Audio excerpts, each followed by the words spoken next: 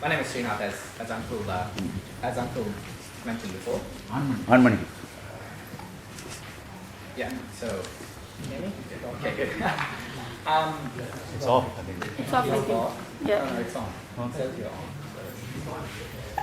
Yeah. Okay. Maybe talk loud. Yeah, I guess it's not working properly. So today I was going to talk to you about the principle behind Adi Shankaracharya and his identity with Hinduism. If you notice, I said the word namaste. The very word namaste actually Shankaracharya.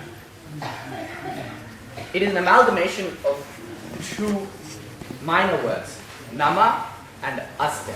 Astika comes from the word nama and astika. The word namaha quite simply just means to bow. And the word aste comes from the word astikam, to exist. This very word, every time we say it, we perform a bowing mentality to the astikam, the existence principle that's present in every one of us. Namaste, I bow down to the existence principle that exists in you.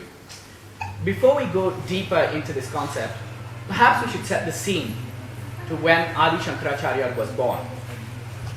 India was at that time ruled by Nastikavadins. Nastika, na astika. People who don't believe in the existence. People who say that there is no God, there is no soul, and there is only shunyam. Only shunyam, nastika. This was the challenge that the great Adi Shankaracharya had to face.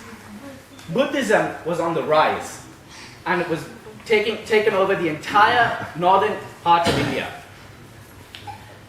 It was also strengthened by King Ashoka the Great, who conquered the entire northern parts of India and solidified the Buddhistic and Jainistic concepts. The Vedas were nearly forgotten, and the Devas were very worried.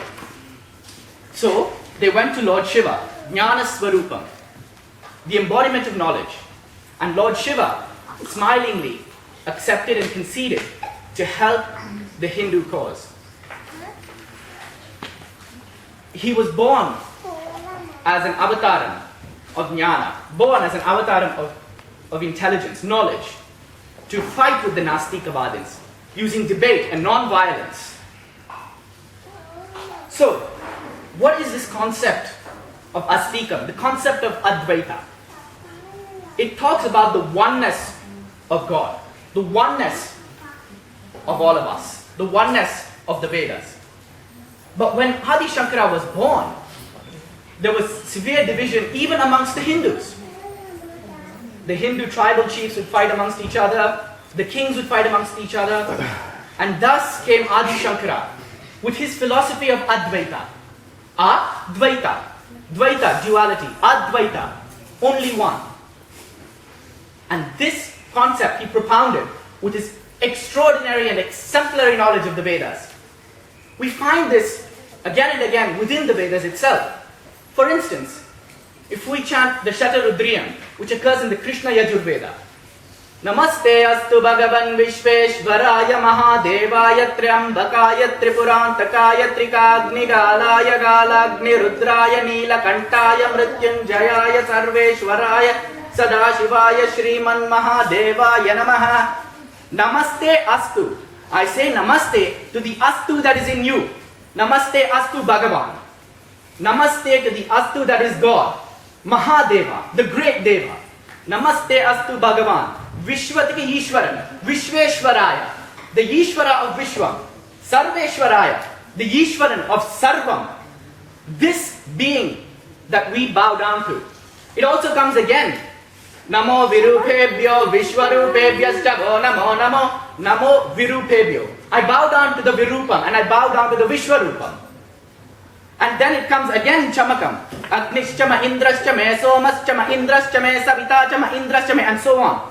You say all the gods are one. Even Indra. Indra is one.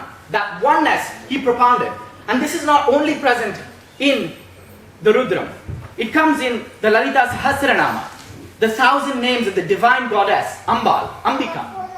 Srishti Kartri Brahmarupa Gotri Govindarupini Samharanam Rudra Rupa Tirodha Nakarishwari Sadashiva Anugrahada Panchakritya Parayana. The 5 tasks of God. Srishti Kartri, the creation. When she needs to create, Ambal becomes Brahma Swarupam. Goptri Govinda Rupini. When she comes down to protect the cows, she comes down as Govinda. Samharini Rudra Rupa. When it's time for regeneration and redestruction, she comes down as Rudra. And then there is Maya, Tirodhanam. Tirodhanaka Ishwari. Then, what's the use of God if God can't bless, right? So, Sadashiva Anugrahada. The Anugraham she gives as Sadashiva.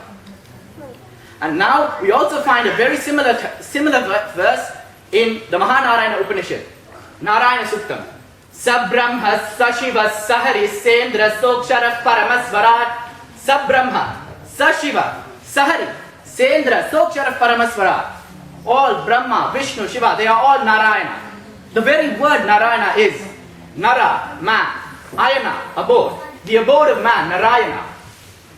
So this oneness which he propagated spread like wildfire throughout southern India. He unified India. He unified the concept of Advaita Vedanta. And he brought all of southern India together. But he didn't finish his task there. What about the Nastikavadins?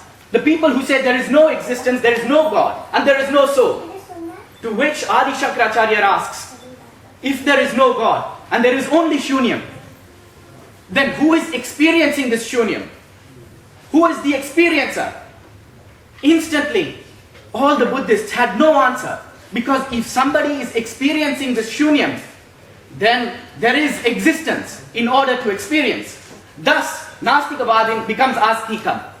And using this philosophy, the great avataram of Dakshinamurti, Lord Shiva, re-established the learning centers of India by setting up 4 universities and spreading the knowledge of the Vedas. He solidified the Hindu unity so that when Muslims, when Mughals, when Mongols, when Huns, when the British invaded us, they were not able to take the Vedas away from us. Thanks to the great achievement of the avataram of Lord Shiva. And with that, I end by saying namaste to all of you.